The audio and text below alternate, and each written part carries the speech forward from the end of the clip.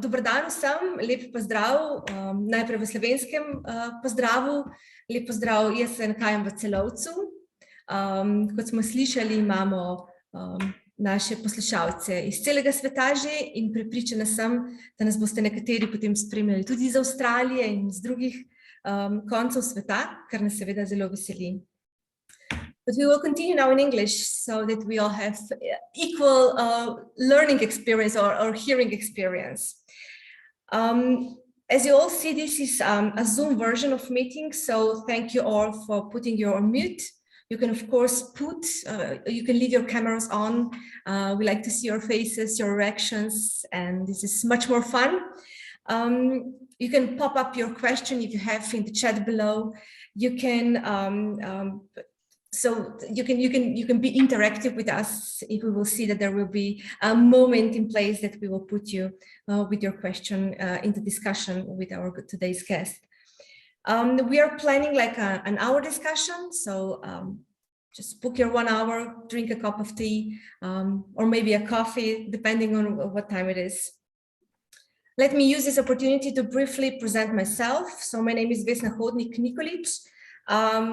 I'm from Slovenia, so from Bohinj. I'm sure most of you have heard for Bohinj. It's an amazing national park. I've lived and I've grown up between the nature, in the nature with forest, with birds and everything. And after a while, we've decided with my family that we want to go abroad. And Austria gave us this great opportunity to start, let's say, a new life in Austria. So this is already 8.5 years ago. And I have 2 kids. They are both bilingual, and I think this is an amazing experience that we have mother tongue is Slovenian language, and we have then additional languages that we can express ourselves. At the moment, I work as a managing director for Slovenia, so Slovenian Economic Association in Klagenfurt, Slovenska gospodarska zveza v Celovcu, Slovenische Wirtschaftsverband Kärnten.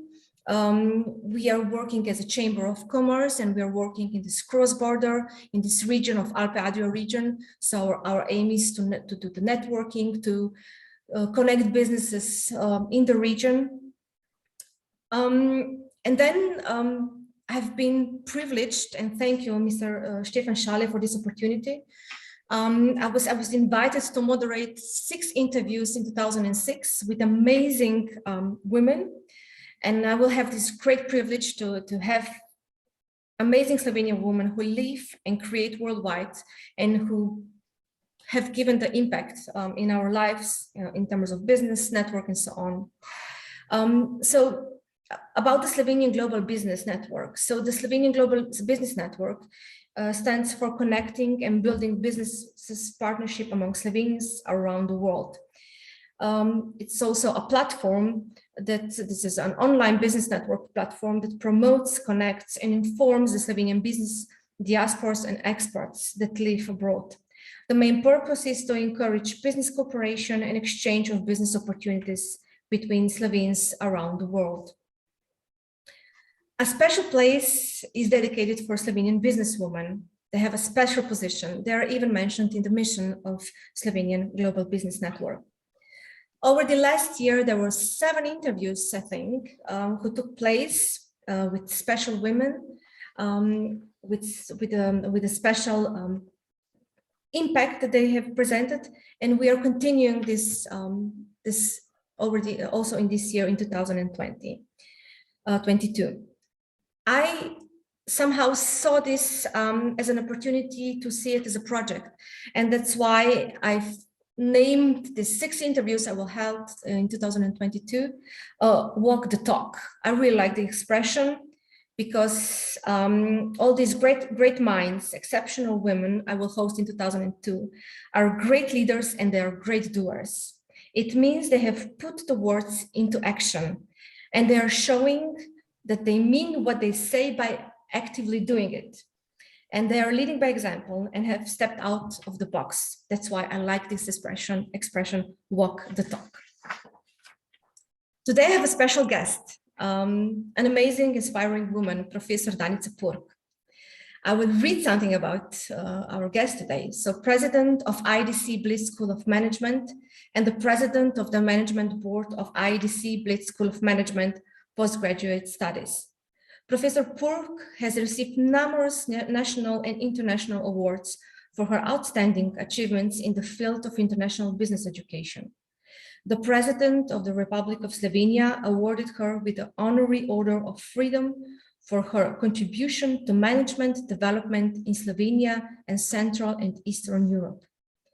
In 2010, Professor Purg received the 2010 International Educator of the Year Award by Academy of International Business for her outstanding achievements in international business education. In December 2018, she received the highest French Order of Merit, National Order of the Legion of Honor, for her dedication and support in strengthening bilateral relations among France and Slovenia, especially in the field of management education. And I think I could continue and count on all the great. So welcome and thank you for this amazing opportunity, and thank you for saying yes to be our first guest in 2020. 22, my God, I'm still in 2020, like this 2 years never happened. Our personal story goes back in 2008 when I finished my MBA at IEDC. So this is already 14 years ago. I mean, in these 14 years, so many things happened. I've changed, the world changed, the leaders changed. And this is actually the topic we will tackle a bit today, and we will discuss about the new situation, the new environment we are in. So, Mrs. Purg, but before we go to this professional topics we will discuss today in this hour, I would like to really ask you. This is a bit of a personal question. What are your, let's say, 5 daily routines you do? What are your, what do you do? What do you read? I mean, where do you go? Do you go to, I don't know, to BBC page or? Thank you very much, and greetings to everybody. And I'm very pleased to be invited, of course, and to get this great chance. And quite some of you I probably know because I met you somewhere around the world, and I hope to do that again. So what do I do every day? Every day is a little bit different, and when you say reading, it's a beautiful wish that I would, of course, read something, very interesting. But mostly I read the emails I'm receiving, although I have 2 secretaries who read that for me and then select the ones who are the most important, but still I have many, many to read. I am, of course, getting some nice SMS, some nice messages from my friends, which is very nice to read. I am mostly reading serious literature during the weekends, because then I go to the seaside, I go to Porto Roche, and I'm there like, relaxing and taking some time off, although I also have to work there most of the time, but at least one day I make free. And of course, talking and telephoning, that is my everyday life, I have to say, having contacts with all the world. Great. I mean, because I think this daily habits, you as a successful person are really showing, how do you plan your day ahead? Do you, I don't know, I really trained myself because I saw that one of my biggest problems was the time management. So I started to study that, and I read a famous Henry Mintzberg, Canadian professor, who wrote about this. That how the managers usually spend time and how they are under the pressure all the time. I was then reading Rosemary Stewart, the professor from Oxford Templeton College. She was a dean there. She invited her to Slovenia, to our school, to Bled, to lecture. And then I learned from her. And of course, I read the book of Stephen Covey on time management. In fact, he said the 7 habits of managers. And yes, this is I would advise to everybody to read that book, not the one of 8 habits, but the 7 habits is really a good book. And so when I saw that I have a problem with that, coming from university to become a manager, a dean, a president of the school, I started to realize more, what that I'm managing time on such a way, which is wrong, that I'm doing mostly what is urgent and not what is important. And most of managers make these mistakes, they see something is very urgent, crisis all the time, something, and instead of really looking long-term, what is important for your development, for development of your institution. So I try to manage my time on such a way that there is always that I realize, and that I realize that I don't delegate enough work to others, that I should do that, and I'm doing it more and more, and I'm rather satisfied. It's possible to learn if you are, if you decide to do that, like everything else. I read an interesting book, which we'll talk about it a bit later, but it said, it's also, there is a statement inside, and I really liked it. And it says, if a goal is not making you uncomfortable, it's not aggressive enough, and someone else will likely disturb you. That's very good. It is, isn't it? Yes, yes, very nice. I think we've chosen the title for today together, and the title is The Future of Management Education. So what is the meaning of the title? Why did we choose it? Yeah, I chose this title because I know the most of the things from that. My career is now 36 years in management education, so I should know something about it. That was one. The other reason is that we went through big changes through these COVID times. And, Bled is beautiful, Slovenia is beautiful, our school is an art gallery. So all the time people like to come to Bled to reflect, to walk around the lake and to be in touch with themselves. And so the problem became because, we were obliged, because people were not allowed to travel and not to come to the school. So we were quickly finding the way. In 1 week, we were training ourselves. We didn't have all these apparatus, these expensive mics, etc. So we were, getting that from an expert in Bled, and who was a colleague and collaborator with the school. And so we were in 1 week able to start.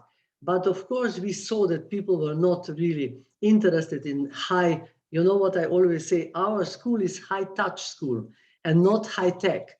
But then we suddenly came to high-tech, and I wanted, in spite of the fact that I wanted to put high-touch through the high-tech, and to make it again, to transform it in high-touch. This is very difficult. Nice. And so people were all, a lot of people said, we prefer to wait so that COVID is over and then we come back to Bled. But then they had to wait for 2 years almost. So now at the moment, the school is full again. But we were really, and then I started to be even more interested. I was always interested in methodology of management education, how to make it more modern, more advanced, more interesting, more inspirational, because we don't want to have people only for learning. We want to bring people to get inspired, motivated, to change. The education of the future is not, management education of the future is not only learning, is primarily transforming, especially if you talk about leadership education, how to transform yourself and others.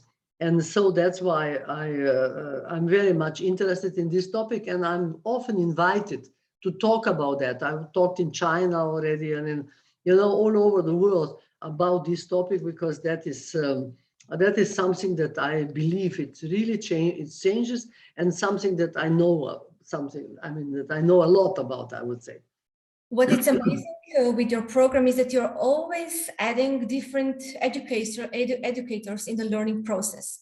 Sometimes you have in the process of this learning process, or how it is in this experience, you have like conductors, you have painters. How could a manager, a leader learn from art? How can a painter, a conductor be an educator of the future managers? Yeah, when I made a school, was firstly copying the best from the West and left the rest, you know. It was like that. You know, I went to Harvard Business School and I was looking what could I take from them.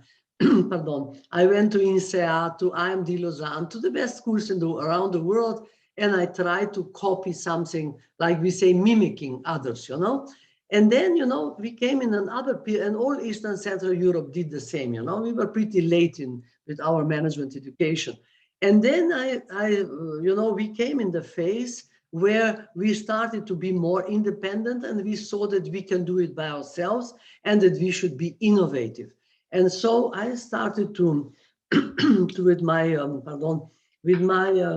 friends from Eastern Central Europe, we started to make education more adjusted to our needs, because our needs were different than needs of, you know, business people in the United States or somewhere else. And then I came to the idea. I said to myself, you know, Slovenia was, before becoming member of European Union, we were not so well known in the world. I had always to have a slide with me and to explain. I'm sure that Stefan Schale has the same, and many of you, you know, we had to show firstly where Slovenia is. Yeah. And then, you know, they only, you know, took us for serious, that we come from a country, you know, that it's not just something, you know. I was really trying hard. Also, I love Slovenia. So that's why I, in fact, started to deal with management education, because my husband, being Dutch, he said to me, you love your country, you should do something for your country. And management education is something what you lack, what you miss. So that's why I was a little bit encouraged, you know. And then going around, I saw that I should really make something special. You know, we say in marketing, differentiation. And so I decided to, because we really love art in Slovenia. We are well known for our art around the world.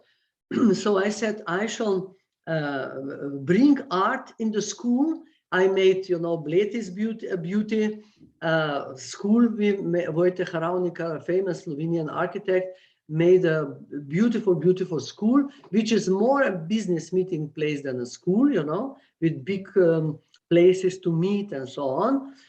And then, you know, a lot of, about 200 beautiful paintings. So I invite you all, when you are in Slovenia, that you are coming to see the school. And then I said, and now we have also to see what can we learn from art. And I saw that you can, if you listen to the music, you can become better listener, because managers should be better listeners. If you, and to know, you know, what is happening around you. Then if you are using the visual arts, I mean, from metaphor or visual arts, you become better observer. You start to learn differently and to observe better. And art is putting us more in touch with ourselves, with our creative self.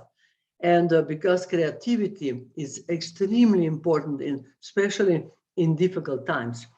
And so you know, I believe that we are today one of the most famous in the world because of art and leadership. It's developing leaders through art. So we started modestly, but now we have much more. I have, you know, film directors, violinists, pianists, dancers, painters from all over, and they are working with us, and we learn to, like choir. You know, with the choir, you are learning how to communicate, how to look in the eyes of somebody. So we say art is inspiring, shocking, and provoking. And many paintings in the school are, of course, most of them are inspiring, but many are also provoking and shocking. You see it and you start to think what it is, and then you use all your fantasy, etc. So its imagination is extremely important in the work in the complex work of the manager.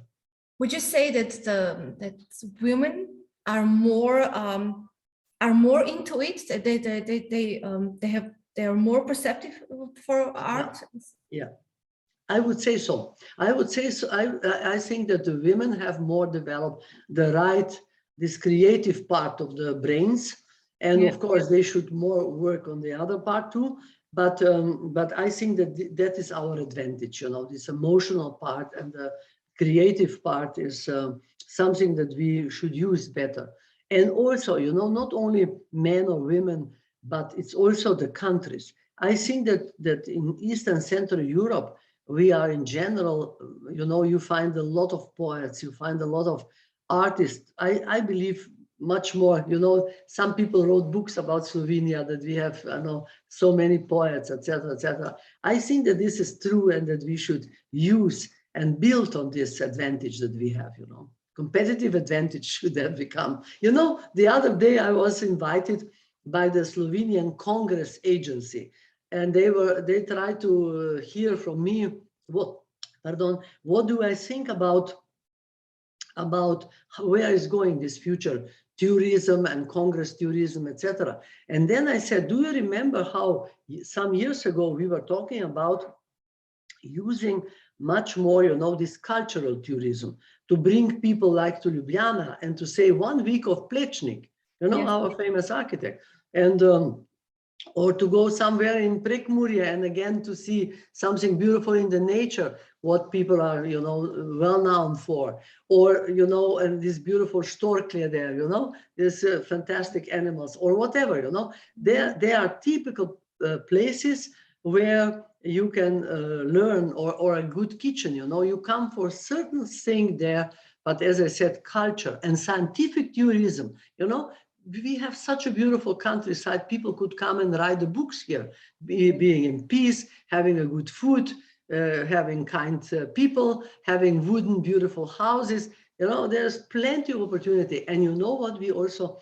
discover in management education, that it will be more personalized. And I said to them too, also tourism, you will have to do more personalized programs for people, not only, you know, these mass big groups, etc., etc. So there are many similarities and many challenges, you know, that we could really, you know, it makes me happy, and I hope to work on that, you know. So maybe just a new idea, because we are now talking about the new digital nomads, which are all over the world now. They're mostly doing whatever is connected with the online sales and the websites and so on. So maybe we could have, instead of digital nomads, we could have like the arts nomads. So the one who are artistic and they want to have this special treatment treatments in the country. You know, because the digital nomads have these special packages that some countries are offering. So maybe we could offer a special art packages. Anything, you know, imagination is something what really human being have, you know, in abundance. Only we should use it, and we should be aware of that, and we should, how shall I say, develop that, because everything you have to develop. I had some days ago, a professor in our school from France, from Paris, who is a kind of futurist, you know, Dominique Turc is his name, and he was talking about the technology and leadership, you know, and he said such interesting things about the brains. He said brain is a muscle. We can train it also. So why wouldn't we learn more foreign languages, especially when we get older, etc., etc. And he explained what he did to develop his muscle, you know, the one here.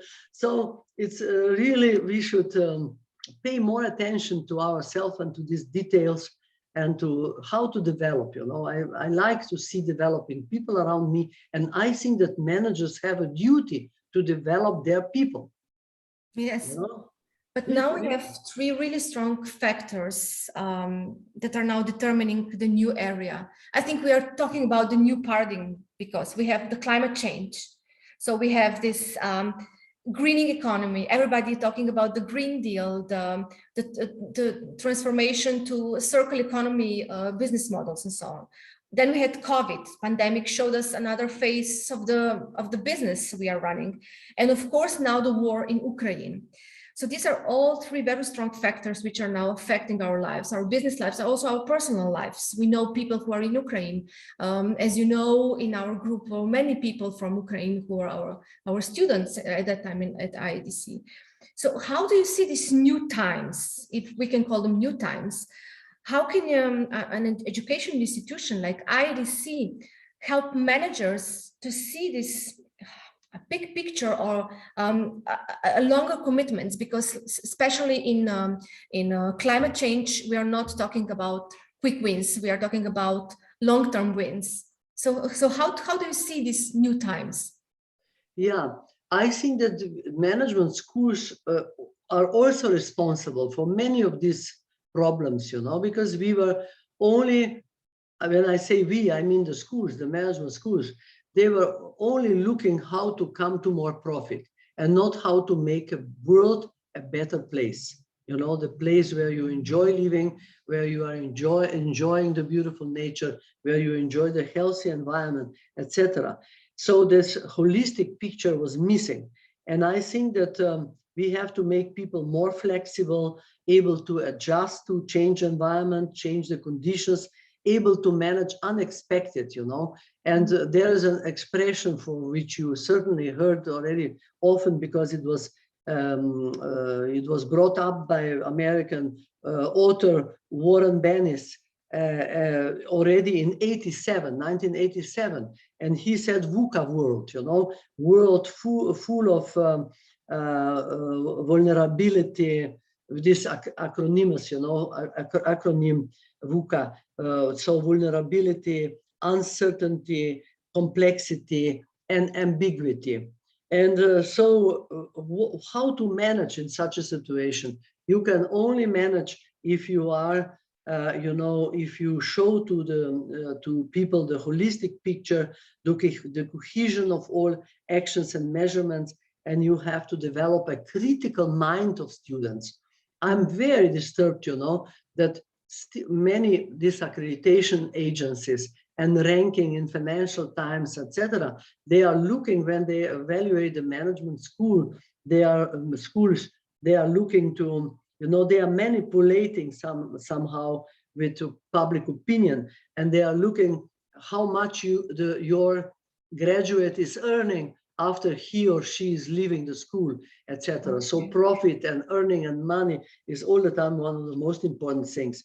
And I was in my association, you know, I'm leading association called CMAN, with 220 business schools from 55 countries. And there we wrote a book manifesto.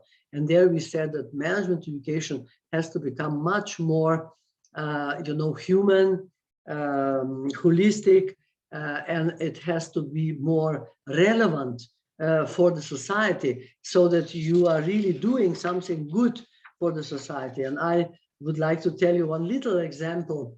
You know, I had, perhaps they were even with you in the school, Vesna, when you were there in Bled. There were 2 Macedonians studying, or even 3, I think they were on the same time. And they went home and they called the journalist, and they said, we would like to give an interview about our education, etc. No, I didn't know about that. I only read later the newspaper when they have sent me that. And then in that newspaper was the journalist asked them, and what did you learn there, etc. And then one of the guys said, when I came home from the studies, in my company, they saw that I really know a lot, that I learned a lot, but my family said that I became a better human being. And this was the biggest compliment for me possible. You know, that somebody after a year of studying, he was reflecting much more. He was, you know, thinking about the meaning of the work, about the meaning of life. This is what we also, younger generations are much more interested in this meaning, you know, what do I get from that as a, you know, as a whole, and a society as a whole, from what I'm doing, you know. And so this, such a thing, for that reason, I'm still, you know, working and wanting to work further a little bit still. Well, in times of, we are now talking about the crisis in one way. We are looking for leaders we can trust and who inspire, like we have discussed it now. What would you be your advice to those leaders? What would you say? To which leaders you said? To the leaders which are now leading. Now, yeah. Maybe of course. The old leaders who are supposed to be the new times leaders, but they are still maybe in the face of seeing the profit as the only result. And I think that they have to look to all stakeholders. This is nothing new, that we talk already for more than 20 years, looking to all who are engaged in the process, that everybody has something for that, and that we are taking a society at large and thinking that, that we have to do something good for our children and so on. So develop critical mind, what I mentioned already. And of course, this social media are very much able to manipulate with us. And I think that this lying, to people and inventing the stuff, especially when you have elections, like we shall have them now soon, people are, the candidates, they invent such a things, they are such a liars, some of them, I'm sorry to say that.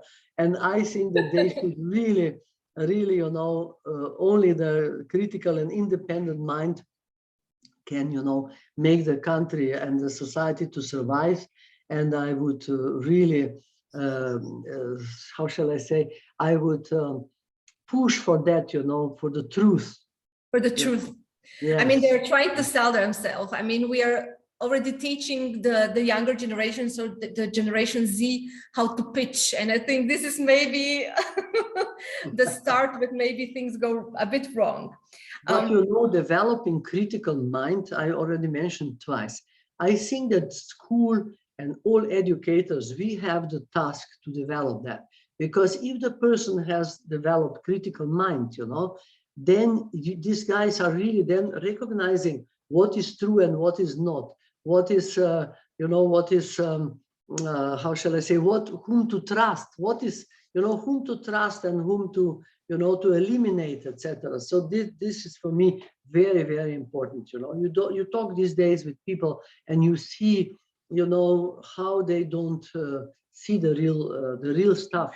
They are so quickly manipulated with some words, with some actions, with getting some privileges somewhere, with getting some money from somebody. That is the problem. So critical mind. Deborah would like to say something. Deborah, I think you can just join in, and if the topic and the question is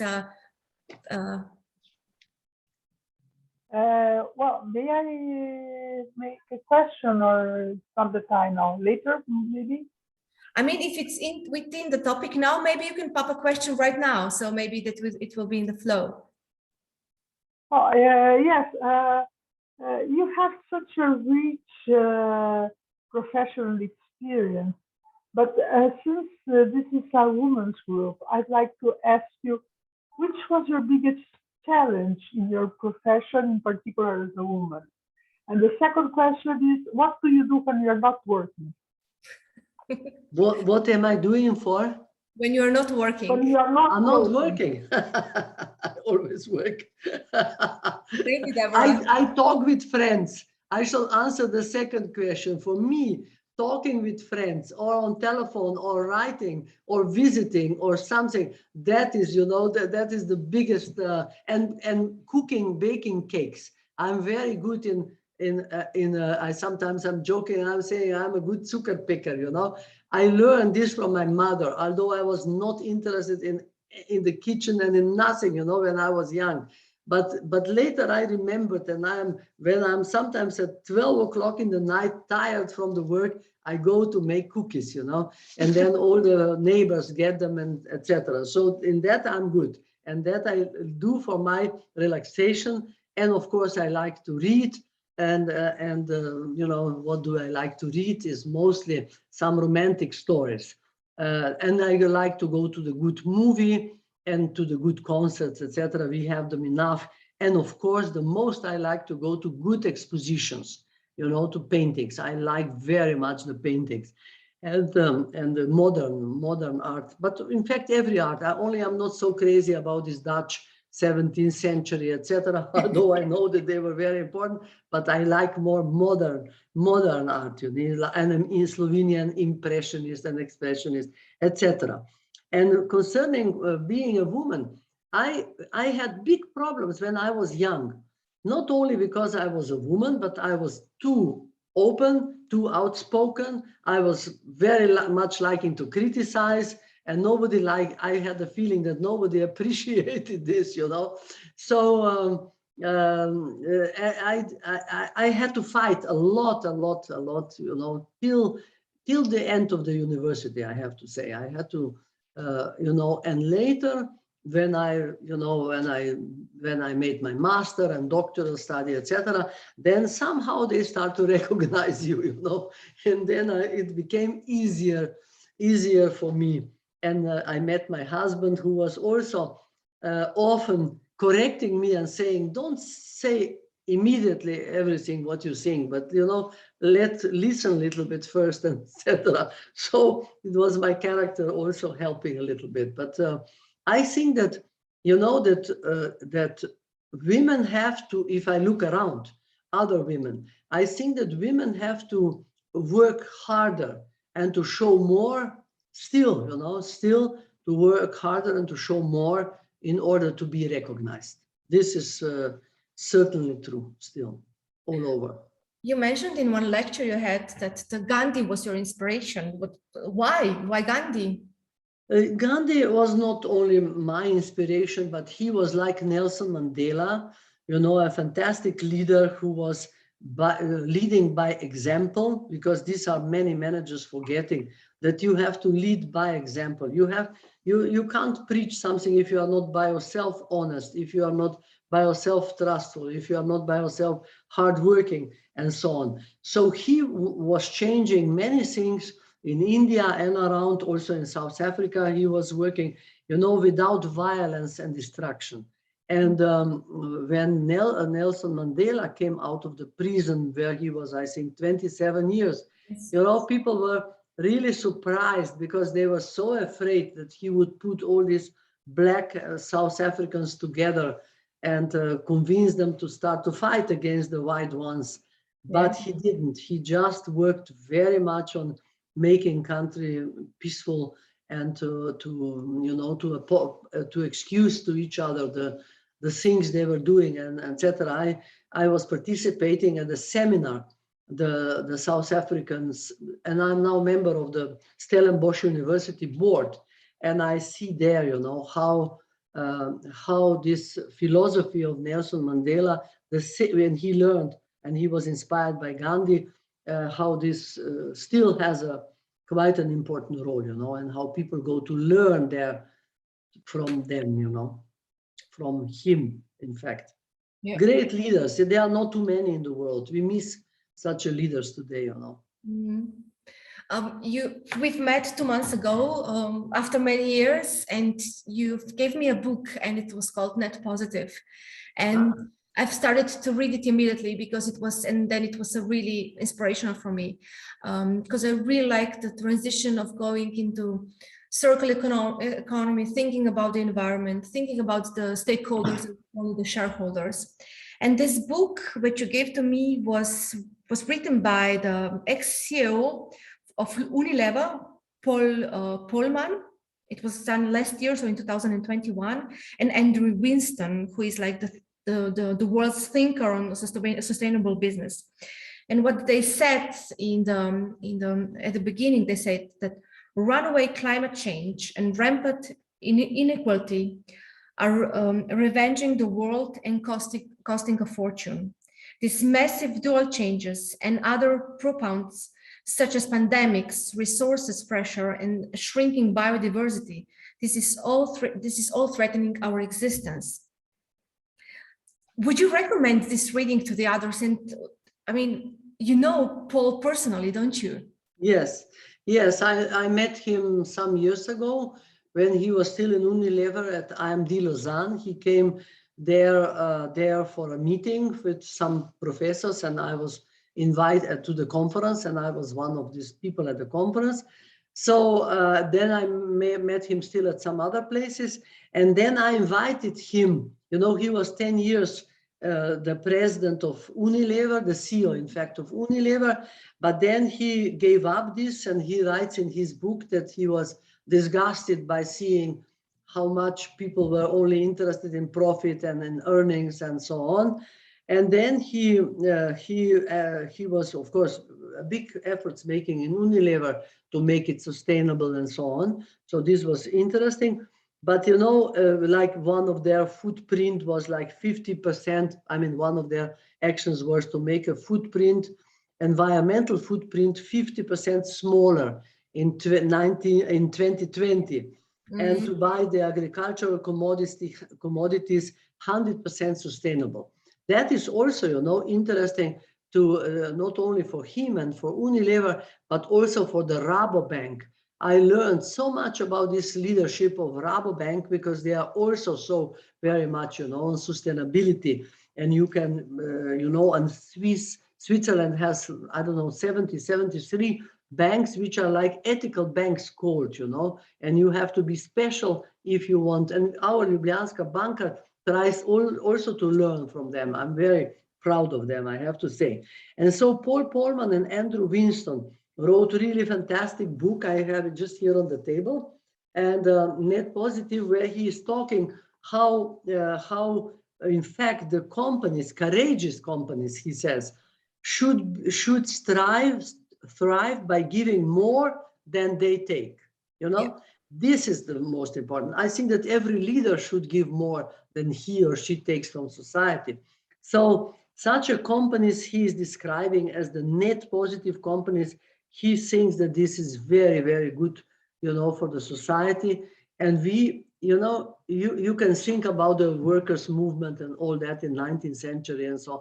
But today, it's really, you know, the green society, the you know, the future is so much of the humanity depends so much from you know, how we shall take care for the environment.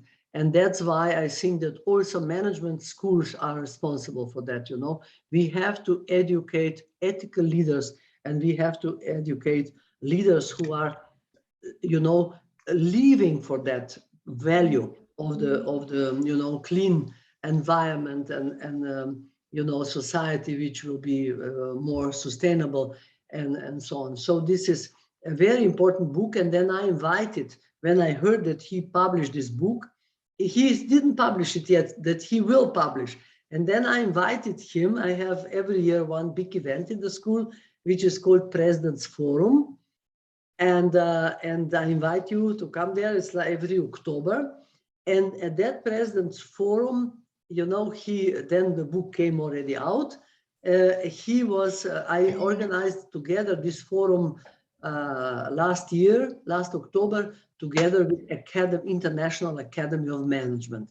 And so he was a speaker there, and to show him my appreciation, I bought 200 books. Okay. And I give it as a present to people, you know, so that they would read, like I gave it to you, you know, that they would read and share this knowledge further, you know, people like you and me, and you know, and Deborah and Stefan Schale, you know, we are having this big luck that we can share what we know and what we can, you know, around. And I think that this is a really great privilege and our duty at the same time.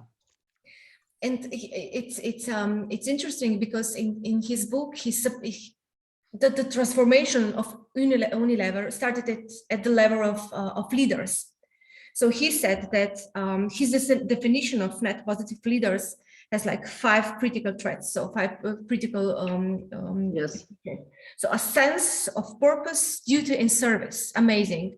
And it's funny because he went then back to the history. He said 140 years ago, the Unilever, so the Lever family established this company, and they created a social environment where people could work and be happy, and they could have families and work on these soaps. And empathy, he says, a high level of compassion, humanity. And this is also what you already mentioned at the beginning of our discussion.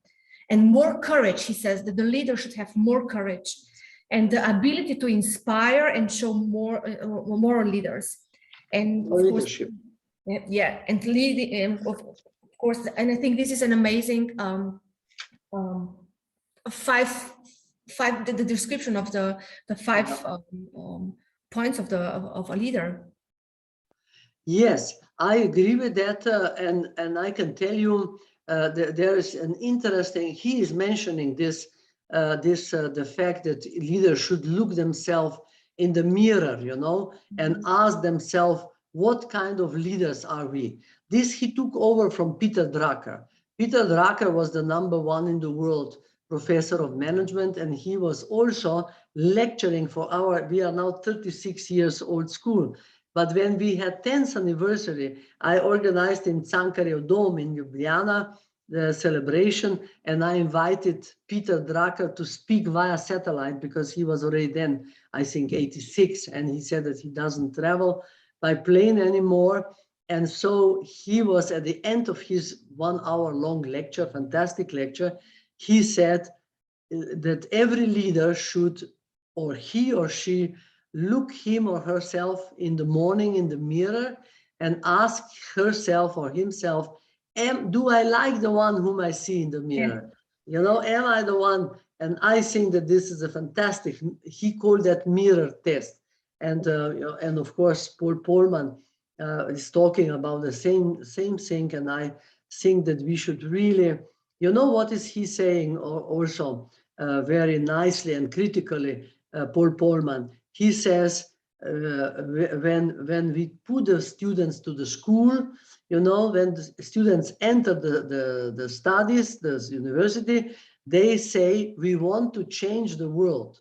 And after they finish the studies, they say, we want to earn the money, you know? And nothing against money, but still this should not be the main aim in their life. That's why we are much more now talking about a meaningful life, meaningful work.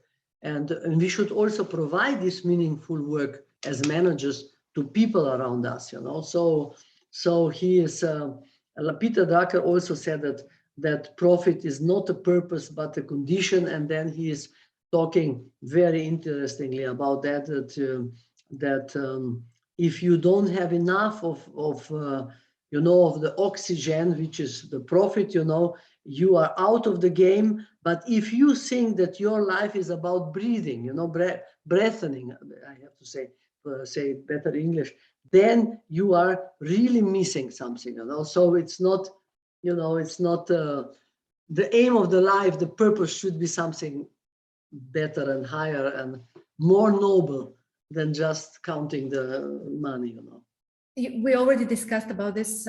You mentioned that this is like a hot topic last 20 years, that we should not only focus on shareholders, but we should focus on stakeholders. Yes. And the planet with all the species and ecosystem is the biggest stakeholder of all. And I think that this is a really somewhere where we should go, you know, thinking about the humanity, the holistic, so the relevance for the society, like you mentioned before. So how do you implement in your studies when I don't have a module about the finance and the accounting? How do you think you can, how do you implement this share stakeholders balance into it? This is a very good question, Vesna, because you studied by yourself in our school. And you know, when you were studying, we had subjects like sustainability and ethics, etc.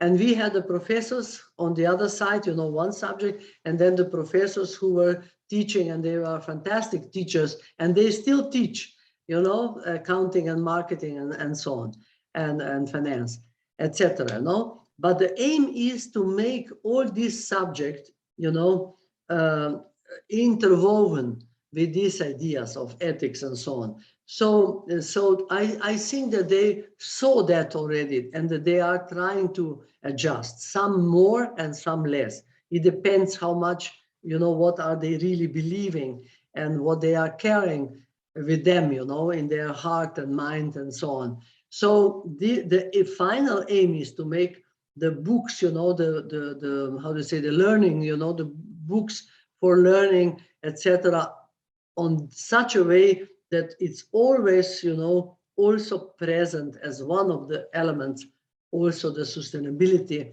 and the ethical issues, etc. So as I said, we are seeing the progress, but I would like to see it more, really more. I would like to now wrap up our conversation, our discussion, our great discussion with the young millenniums and the Generation Z, so Generation Z, so the new generation which is now coming. So they care more about sustainability. That's for one. Yes. They are more into climate change. They are looking. I will use the book again because it says so good here.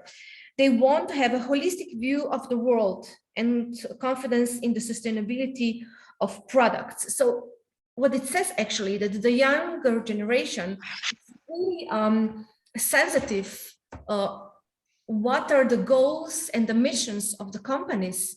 So they are not like, if they even pop a question on the interviews. I heard from some colleagues, like, do you employ children in the third world because the products are coming from there? What do you do with waste? What do you have sustainability in your mission and stuff like that? So this generation, which is coming, the new generation, is definitely a new wave.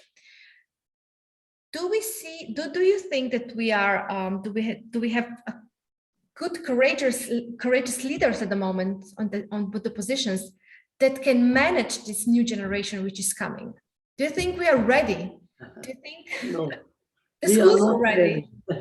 We are not ready. There are some people and some managers and leaders who are doing their best, I have to say, you know, and the management school should help them to prepare them for that, you know, and also the younger generations, when they come to the company, they should not just give up. And, you know, they are also responsible. They should help them to start to look differently. And so that I see, you know, in my own case, like I have now, you know, I have 4 or 5 young ladies in the school, and they are all researchers. Most of them have master's degree, and one of them already graduated. I mean, she has a PhD, and another one will soon have a PhD. And they are 5 women. And I said to them, ladies, I want to help you, and I want to let you go through the fast track of development so that you are soon becoming a faculty members,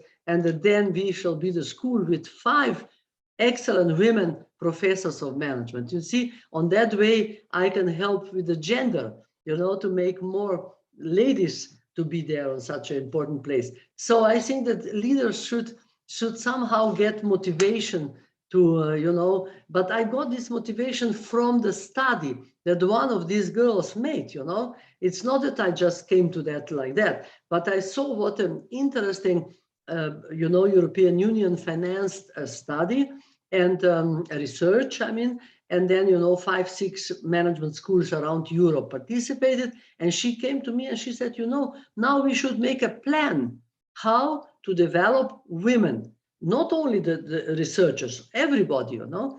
But I was stimulated by them and by that lady, you know. So we should more hand in hand. You know what is the word, very important word also now after COVID? We are more using it, collaboration, you know. We should more collaborate and for the good purpose, you know. We should more work together. And I think that you know, some managers really don't care, but they are losing people then, you know. The best people you lose because young people don't work just everywhere, you know. Yeah. And they are asking you what is the atmosphere in the company. They are asking what is and informing themselves around, you know, with the employees, what is the, not only, you know, the atmosphere, but also what are the values in that company which you are protecting and developing. So I think that we should listen to that, you know. Then that is what I say, that managers should be better listeners, especially leaders, you know. What, you know, first degree of listening is just the noise. You have to put yourself in the shoe of somebody else, then you can say, I'm listening to you, you know. And we have to help them to develop their listening skills and so on, what I mentioned already before. It's not easy at all, but you know, such a books as this Paul Polman's book and some others are helping us, you know. And what I want to do in the school is to have soon a course on sustainability So, and I'm inviting an South African guy, Arnold Smith is his name. He is really very good and he is very much practice oriented. And in our school we have, you know, everything what we do should be practice oriented, we say, but of course with theoretical background. And we want to have him to make such a course for the managers here, Slovenia and others from the region. So because many would like to become sustainable, but they don't know how. Yes. So we have to help them, you see, and help each other. And help each other. I mean, I think we can, Mr. Pleskovic would like to join us and to make a comment on it. So just put your microphone on and then you can join us with the discussion. Thank you. I would like to make some observations. First, I would like to congratulate Bogdan Šale that he's expanding to new topics, because a recent Zoom meeting we had with businesses around the world and with for our conference of the Slovenian World Congress with the Slovenian Business Club and so on, and vtis v tujini izobraženi Slovenci, in so nekatere participante rekle, da bi bilo treba več žensk na naše konference povabiti. No, in Šale je to takoj odgovori s to današnjo Zoom konferenco. Jaz mu čestitam, da je relentless, da širi topike. Bi pa rad povedal, da pred 10 leti, ko sem bil še na Svetovni banki, je Svetovna banka si dala cilj, da najmanj 35 do 45 menedžerjev morajo biti ženske. In tako so moja še šolka iz Harvarda, MIT, postale direktorice in ene dve pa celo podpredsednice. Jaz bi rad tudi čestitev današnji predavateljici, ki jo že dolg časa poznam, ki ima toliko energije za 5 normalnih ljudi, pa za 10 vrednih birokratov v naši upravi. Tako da me zelo veseli. Še nekaj bi rad observation. I would like to make observation about a few things that she said about time management. When I got to Harvard, they gave us, like, I took 4 courses, and for each course I had to reading, required readings and optional readings, more than 1,000 pages a week. So some students complained, so we have to study 10, 12 hours a day. And the professor said, when you go to a job, you will have intre and outer, and there will be so much mail. And some of that mail will be junk you put in the basket. Some, only about 10, 15% you have to answer. So we have to teach you that even what we give you to read, to write a paper, you have to see what is important and what is not. Another thing about time management is that you have to delegate. When I was a director of research at the World Bank, I had very good deputy director and others, and I was very comfortable to delegate. But I know one excellent medical doctor who is a director of a private hospital. She's very good, but she doesn't trust to delegate, and she sleeps only 4 or 5 hours a day. And she says, oh, I don't have time for you. I slept only 4 or 5 hours today. So you have to delegate. And it's also good for Danica Purg that she will delegate also some of her responsibility to younger teachers, to younger professors, which is very good. And I learned another thing when I was a director of the World Bank. My director, when I came back from Slovenia, was somebody who was a Mormon, Greg Ingram, who used to be professor at Harvard. And the 13th rank in our department, I replaced him later, was Clara. When she wrote a memo or email, she had worked so long on it that every comma was important. You can always improve. And Greg said, Clara, don't squeeze the kitten too hard. Ne stisni mucko preveč, ker bo zadavila. No? In še eno stvar sem se naučil v svoji službi, jaz sem dobival po 100 e-mailov, po par 100 na dan, in tako, ker pošta in and out ni vsa pomembna, 90% sem jih sam na hitro prečital ali zbrisal, sam 10% jih moraš pa odgovoriti. No, to se sam malo observation, se ne čestitam Bogdanu, Šalaju in Danici Purg za energijo in za dobro delo. Hvala lepa. Hvala vam, gospod Pleskovič. Thank you very much. You were also my inspiration, you know, many years ago already when you came back to Slovenia. And I have to tell you that I also know this organization, TIS, because I'm even their advisor. And I'm trying to tell them that they should participate more in Slovenian conferences, etc., to show themselves, to contribute their knowledge, etc. So we are talking about some plans with them. So this was a great idea. And then I'm personally engaged at the Slovenian Association of Women Managers, where we proposed that at least 30% of women should be in some years. We said, I don't know exactly now how many years we said, but in fact, very soon they should be the members of the board and etc. You know. And then some women still say, yeah, but we should become there not because of quotas, so-called quotas, you know, but we should, like Norwegians and other Scandinavians have, but we should because we are capable and we should become. And then I'm telling them, you know what?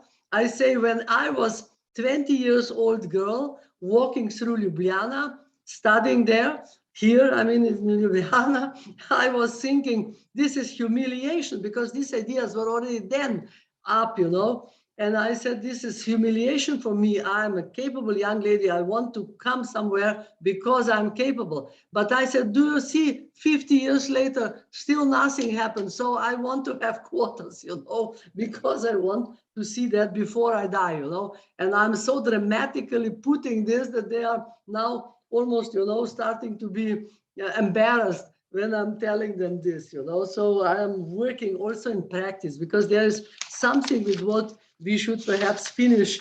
You know, I wrote somewhere something for the happy end. And I said, you know, talking about management education, we should, you know, we should make it, we should talk about, develop it, and then, you know, act at the end, not only talking, you know, but we should really act and change the world for the better place. And so I'm so much believing in your learn how to make the work meaningful, learn innovations through design thinking, experience, reflect, think, and act. I think that this is, you know, only reflecting and thinking is not enough, but acting. So you said that the same, Mr. Pleskovic, that this is I am missing you, by the way. I don't see you so often anymore. Aren't you in Slovenia anymore? Yeah, we invited you to several of our conferences of business and scientists, and we will try to get you back again. We will have one conference this year in the middle of June in Bled. I will see if we still have some space there to get you involved, okay? Thank you. You can come to our school and make it there. I offer you the place. Thank you. Amazing because you were speaker at some of our conferences before, you remember? Yeah. That's some time ago, yeah. Okay. Yes. We'll meet again. Thank you. Good. So thank you so much, Professor Purg, for this opportunity to talking to. It was a very nice. It was very nice. I would like to say at the end, like Mark Twain said, that the two most important days of your life are is the day when you were born and the day you find out why you were born. And I guess your purpose of doing this great, amazing job at education and developing, and which is, you said, is just for applause and for applauding. You're a great role model also for me, and respect for your work. And Thank you for your time. So dear guests, dear everybody who's listening to us, I think we can share a moment if somebody would like to add something at the end. Margaret asked us if you will please send us these references. Do you mean the references of the book? We can send you those references. And thank you for finding a time zone that works. Yes, Margaret, yes. I think that 7 o'clock is great for everybody who is in this time zone. The others will watch us later on. So thank you all. Thank you, Danica. Hope to see you soon. Thank you very much for giving me this chance. And I think that one word we forgot to mention more often, and that is passion. I think that passion is the one that is bringing us together and helping us to be what we are and to do what we do. So thank you very much for your attention and for your inspiration. Thank you, Vesna and everybody else. Lahko noč vsem in se vidimo kmalu. Nasvidenje. Svidenje, srečno. Thank you very much. Hvala lepa vsem.